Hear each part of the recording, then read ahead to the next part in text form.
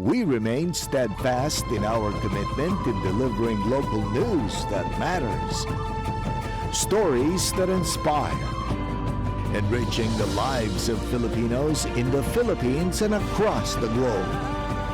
This is your GMA Regional TV. Buong puso para sa Pilipino. Kini ang GMA Regional TV Live.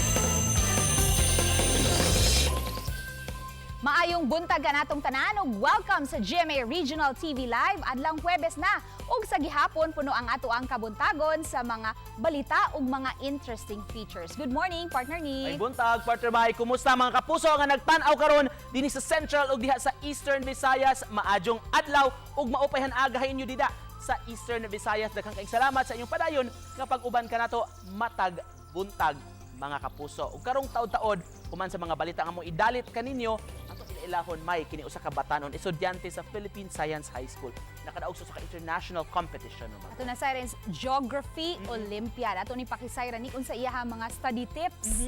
Anong nalangkat niya ang bronze medal. Wow, congratulations ha ug garbo sa Subo. Garbo sa Subo. Tinuod ka na. So ato siyang hinabion later on mga kapuso. Busa tutok lang yun mo. Kaya ato siyang ila-ilahon later on. Ug karon sugdan na nato ang morning newscast. Ug ganian na ang mga nagunang balita.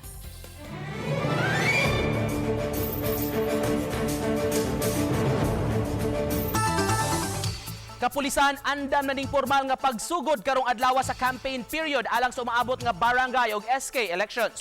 Vote buying complaints booth gipahimutang sa Talisay City Police. O ganiya ang live report ni Fem Marie Dumabok. Fem?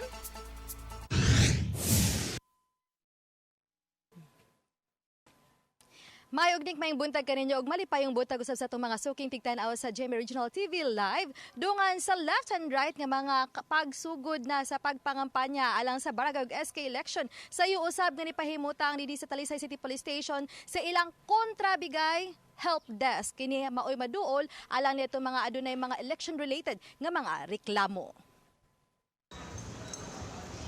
Magbutang og linain nga lamesa sa Talisay City Police Station alang sa mga reklamo sa maabot nga piniliay. Mato di Police Lieutenant Colonel Wayne Magbanwa, ang hepe nga way lain nga tubagon ang pulis ngayong ibutang sa booth o sa kontrabigay help desk, kundi ang mga aligasyon may labot sa pagpamalit og botos ug uban pang mga election-related nga reklamo. Dugang sa hepe nga 100% na sila nga andam sa paghatag og seguridad alang sa pagpangampanya hangtod na sa adlaw sa piniliay. Ang gipang-augment nga pulis sa Talisay atol sa kapistahan mulahos na kini ngadto sa piniliay. Adunay igo nga suporta ang kapulisan sa paghatag og seguridad uban sa mga force multipliers. Our security preparation is in place and we'll have our meeting with the COMELEC before the start of the campaign period. Ang atong part, ang role naman sa PNP ma'am is to assist for the security only. Samtang nagpadayon-usab ang training sa mga pipila ka magtutudlo nga mulangkob sa electoral board sa dakbayan sa Talisay. Kagahapon sa buntag ang mga DepEd supervisor official, kondeso o mga support staff ang giseminar. Usa na niini ang kalabot sa pagpahimutang sa emergency accessible polling place. Kung lugar diin makabutar, ang alang lang gyud sa mga PWD, senior citizen ug heavily pregnant. Alang sa mga moserbisyo, ilang gilantawan nga dako kining makatabang aron mas dali ang piniliay. Mas nindot siya, mas efficient na naka-appreciate ko sa gibuhat sa COMELEC kay ngadto sa presinto kaming mga chairman or deso di na kayo may makuha na itong mga persons with disability, katong mga pregnant women, mga senior citizens, di na kayo may ato.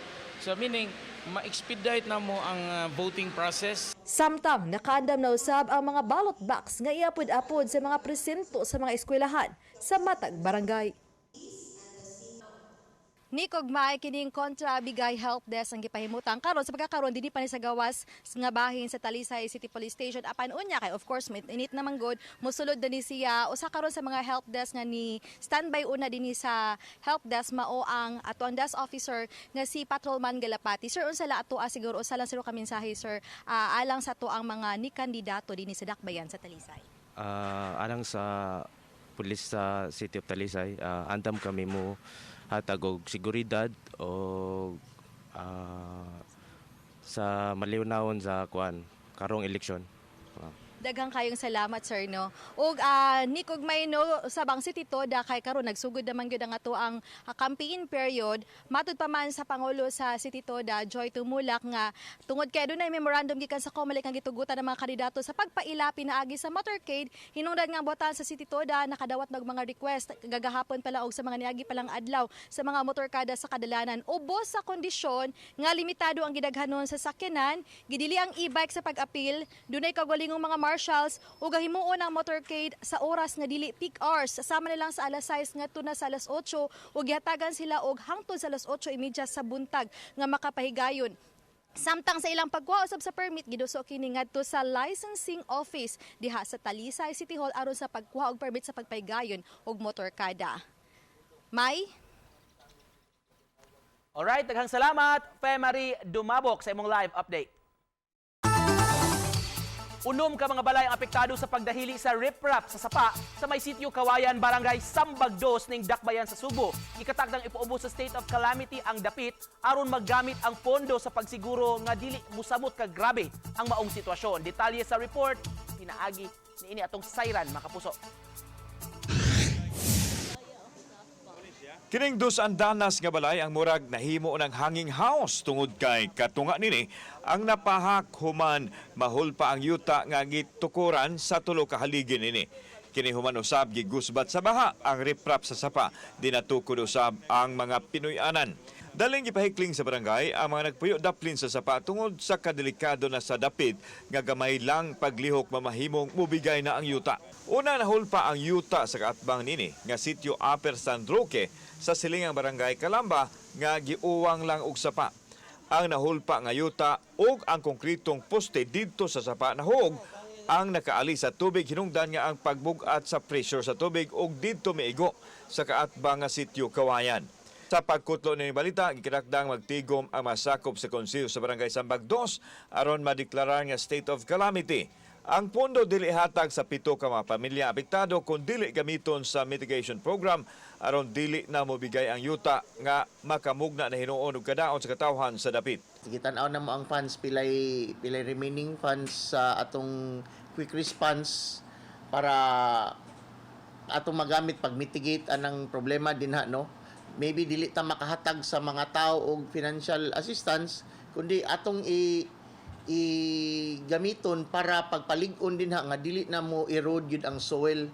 Ang dapit ana sa 3-meter easement nga apil sa programa sa Cebu City LGU nga hawanan.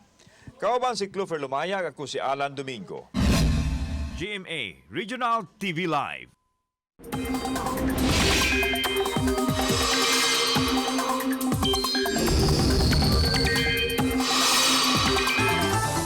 Mga kapuso, di lang mga localized thunderstorms ang magdaog pag-uwan sa nasud karong buntaga. Matod sa Pag-asa, apektado sa northeasterly surface wind flow ang northern Luzon ug central Luzon. Samtang shear line o ang pagsugat sa bugnaw ug init nga hangin ang nakaapekto karon sa southern Luzon. Base sa rainfall forecast sa Metro Weather, posibleng makasinati og pag-uwan ang pipila ka mga lugar sa Siquijor ug Samar. Samtang sa hapon, uwanon ang pipila ka mga lugar sa central ug eastern Visayas.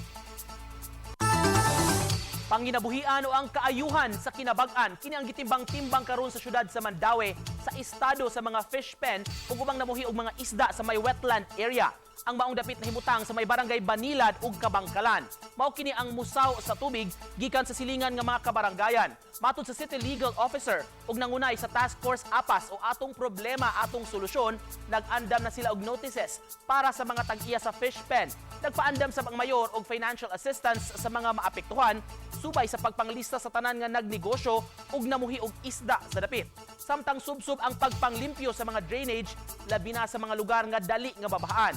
Sama na lang sa daan AS Fortuna dapit sa usa ka dakong funeral parlor. Gipangunayan mismo sa mga city personnel ang pagkulkog sa mga nakabara sa drainage ug mga culverts aron lahos-lahos ang tubig nga makaagi.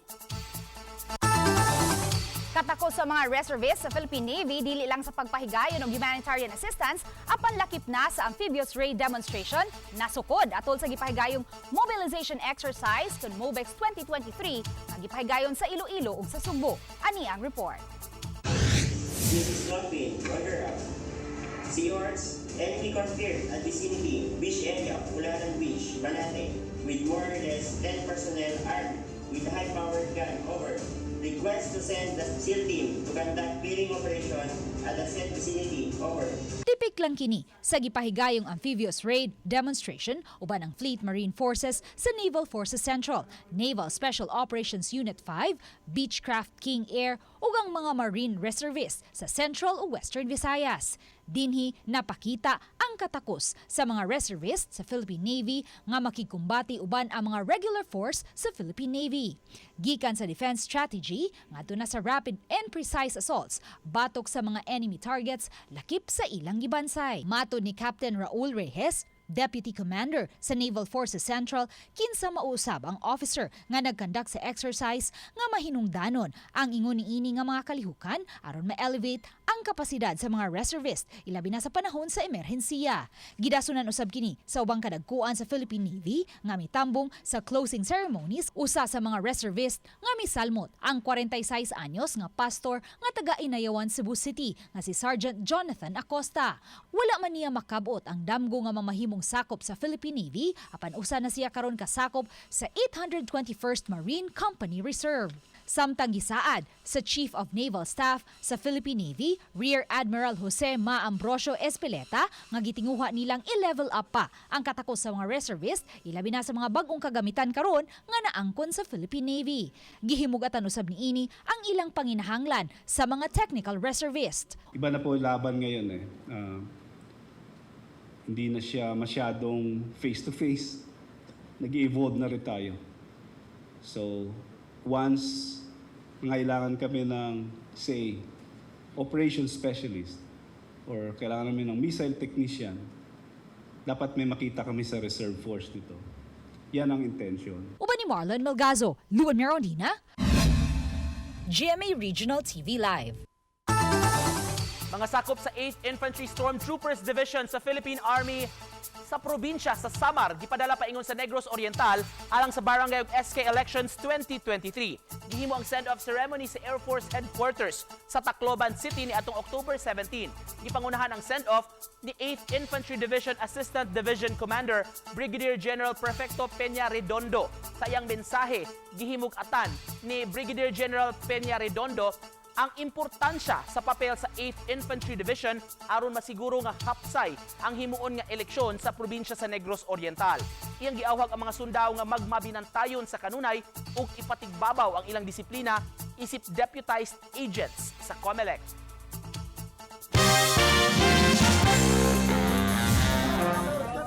Kapin sa 300 ang namatay sa Israeli airstrike, diin sagad sa mga biktima, anaa sa mga tambalanan sa Gaza Strip. Gipahibaw sa Saka Health Ministry official sa Gaza nga 500 ang namatay ug ang nangaangol sa airstrike. Makita sa video nga ipagdala sa mga ambulance ang nasamdan nga mga tawo ug ang mga bata sa Al-Shifa Hospital sa Gaza City duol sa Al-Ari Al-Arabi Hospital.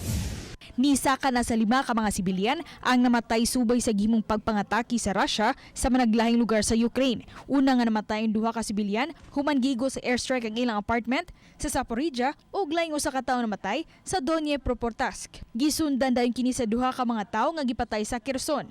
Gumikan sa gihimong pagpangatake, nawagtangan og kuryente ang pipila ka mga lugar sa Ukraine.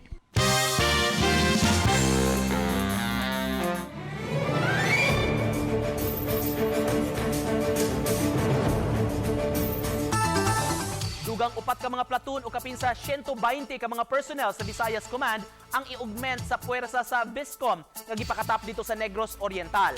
Ang naasoy mga personnel gikatakdang i-deploy alang sa umaabot nga barangay ug SK elections karong Oktubre 30. Kabahin sila sa 549 ka mga personnel sa Visayas Command nga i-deploy sa mga clustered voting precincts sa probinsya uban ang mga PNP personnel. Mato ni Lieutenant General Benedict Arevalo, BISCOM Commander, nga samtang under control ra sa kasamtangan ang peace and order situation sa lalawigan sa Negros Oriental, buot nila nga masiguro nga magpabilin ang maong kahimtang hangtod o pagkatapos na sa piniliay. Sa pagkakaroon dunay 9 ka mga barangay sa Negros Oriental ubos sa COMELEC watch list area.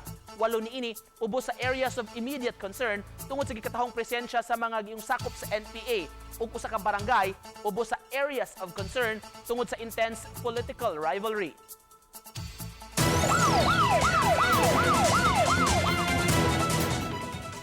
Tulo sa upat ka mga dinakpan sa Talisay City Police niadtong weekend nasakmitan og armas. Mga armas nga .38 revolver, caliber 45 pistol ug KJ9 ang nasakmit gikan sa managlahing operasyon. Usa niini ang nasakmit atul sa gipahigayong Comelec checkpoint.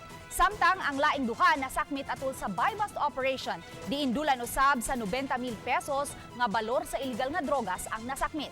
Matod sa Talisay City Police nga sub-sub nga mga operasyon ang ilang gihimo ilabi na batok sa mga loose firearms. Gitumong usab nila kini aron dili magamit ang naasoy mga armas de fuego sa pagtisok og kasamok atul unya sa barangay ug SK elections.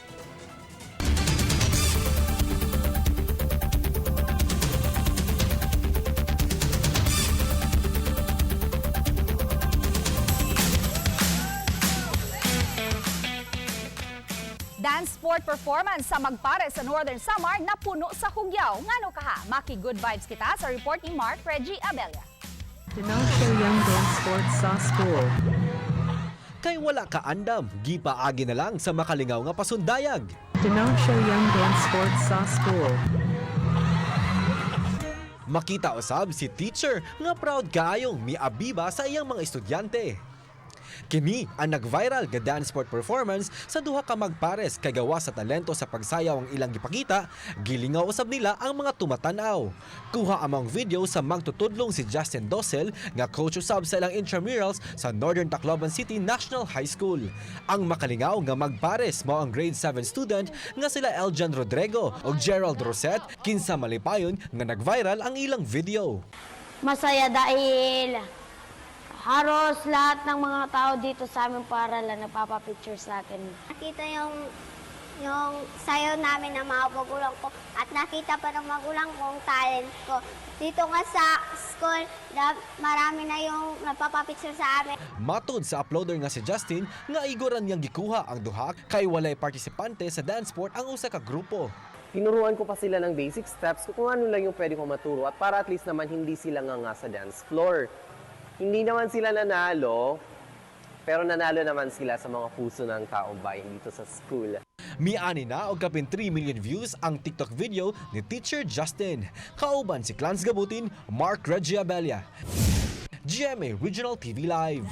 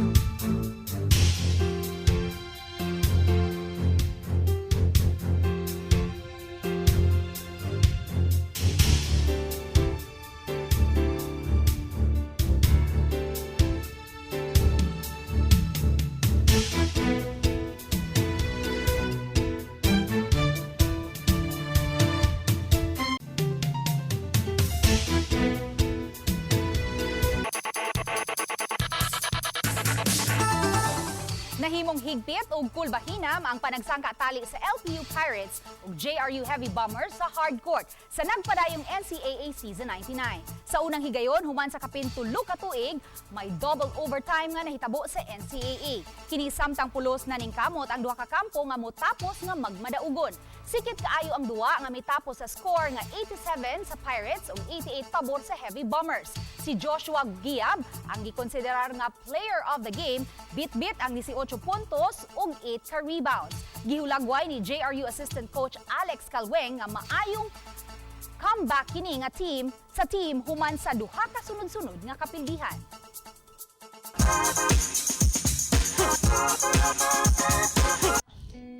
Sa mga gustong kiligon pagbalik, mahimo na ninyo makitaan sa kapin 200 ka mga sinihan lukop nasod ang 5 breakups and romance. Gibidahan kini nila ni Alden Richards o ni Julia Montes. Saksihi ang ilang love story o sindiha pagbalik ang napaong nimo nga kilig feeling pinaagi sa pagtanaw ni ini. Daghang mga netizens ang gikilig dihang ni greet og birthday message si Dominic Roque kang Bea Alonzo nga nagsaulog sa iyang 36th birthday. Sa iyang post sa Instagram, iyang gipakita mga sweet pictures nila ni Bea. Daghang mga netizens ang nakadaig ni greet og gikilig nilang duha. Og sa laing kilig story pagyud mga kapuso, na-excite og wa kasabot si Monique sa iyang gibati human siya gihagka ni Carding. Gani, aduna siya mga gestures nga nabakita nga siya gikilig. Tinud-anay baka ang pagbati sa usag-usa o infatuation ba lamang kini? Aron ato masayran at angi ang matag eksena sa maging sino ka man pagkahuman sa 24 oras. Kini ang GMA Regional TV Live.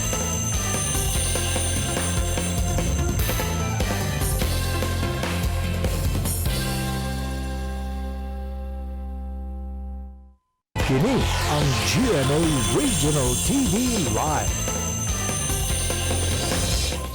Welcome back mga kapuso, karong buntaga. Atong mahinabi ang usa ka tinunan dinhi sa Sugbo nga nagdala og dungog sa atong nasod human nakalangkat og kadaugan sa usa ka international competition.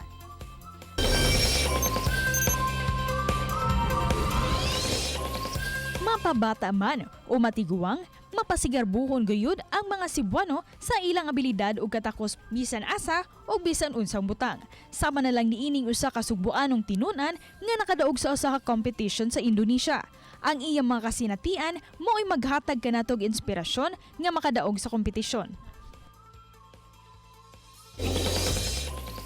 And we have with us this morning sa studio si Andre Nicolay Uy, bronze medalist sa International Geography Olympiad nga gipahigayon dito sa Indonesia.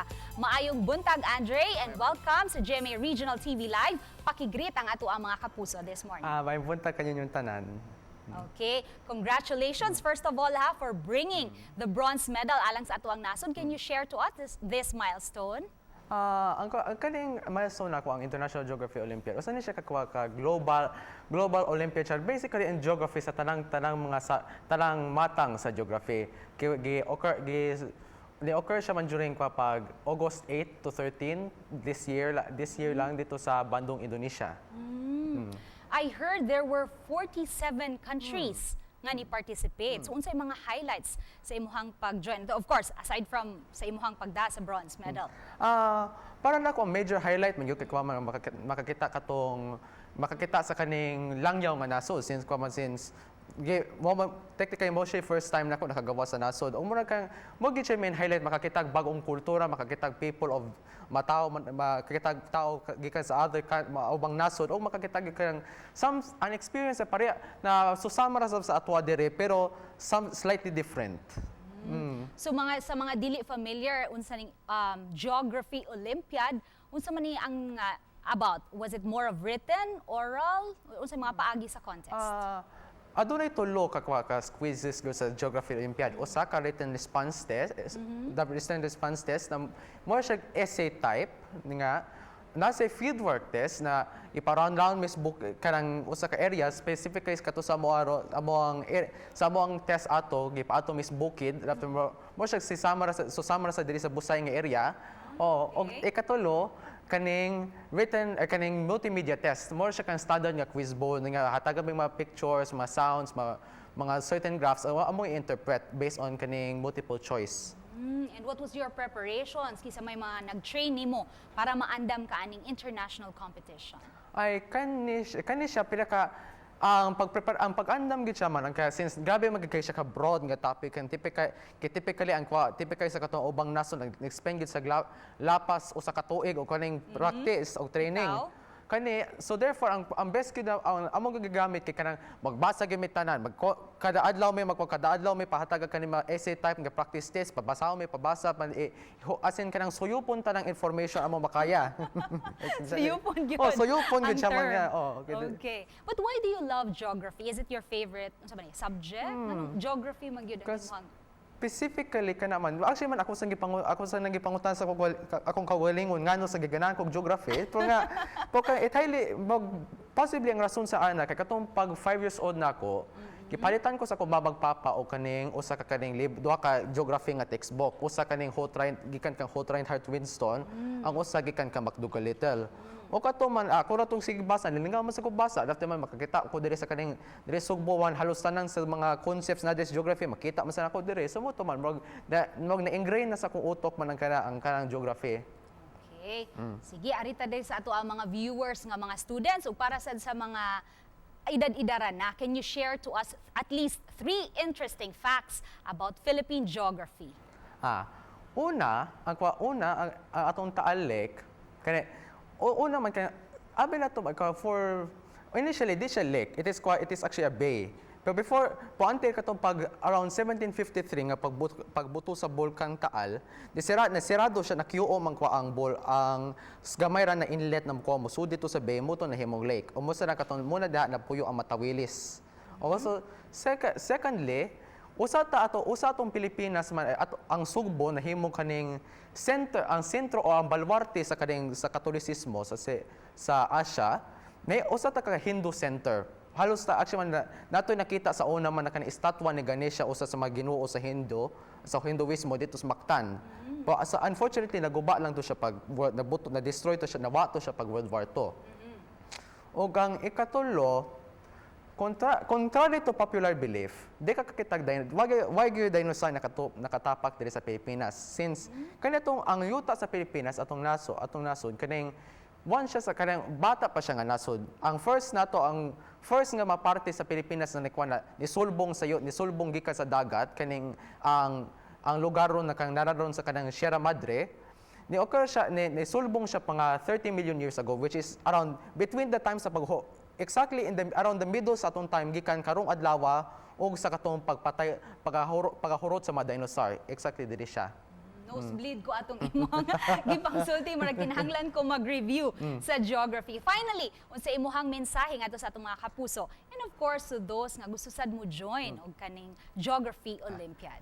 Una sa magpasalamat sa giko sa katong nagtabang nako man makakita makaabot makalakmen ko sa kani akong achievement. Una sa among magpasalamat ko sa among mayor kay kawasyag ni tabang namo kung wa siyang pagsuporta sa ako especially sa financial wa ko kakwa di ko kalupad dito wa ko family o secondly mahatag sa ko sa akong director nakwa og sa among coaches man sa Ma'am Jess Sir Russell Odig si Ma'am Keith nakwa mo nitabang sa namo man nikuyog namo dito sa Indonesia og nga akong teammates og magpasalamat sa akong eskwelahan og akong eskwelahan nga nagpa-support naghatag namo sa given training gyud pa mo further widen akong scope man sa geography og finally mo pasalamat sa akong pamilya na nagkaning ni-suporta gyud ako through the way especially sa mapapilis kay disud kay man mo adto ko mo manglangyaw og finally mo na akong mensahe sa makatawhan nga una higugmaa gyud among subject man na geography in town kay di lang gini siya ang geography di lang gini siya kaning subject di lang gini siya mag-memorize o capital mga mountain ang geography is all around us tanang buhat nato is influenced by geography madanihon maanyag ug matahom atong nasod pero ko man pogi sige tagbayo due to the challenges atong geography taas tag bukid igun tag bagyo igun tag linog tag bulkan. Kung di ta mutuon sa geography, kung di ta mahana sa geography, maglisod gyud tag buhit, maglisod tag lambo. Okay, so in other words, mag-study gyud ta. All right, thank you so much Andre for joining us this morning. Ug mga kapuso, mubalik pa ang GMA Regional TV Live. Kini ang GMA Regional TV Live.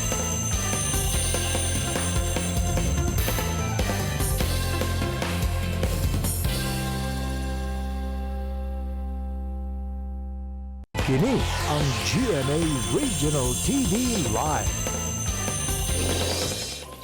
Bisan pa man nga gisalikway sa katilingban gumikan sa ilang salaod nga nabuhat, doon nagihapoy mga tao nga mutabang aron sila magbag-o ug matulid ang ilang kinabuhi. Sama na lang sa gibuhat nga mga programa sa BJMP. Sunod semana, ilang sa ulugon ang National Correctional Consciousness Week sa tinguha nga mapalambo ang ilang programa alang sa mga persons deprived of liberty. Busa mga kapuso at ang iyang atong pagpakiginabi sa pipila ka mga opisyal sa BJMP sa GMA Regional TV Live pagkahuman sa unang hirit.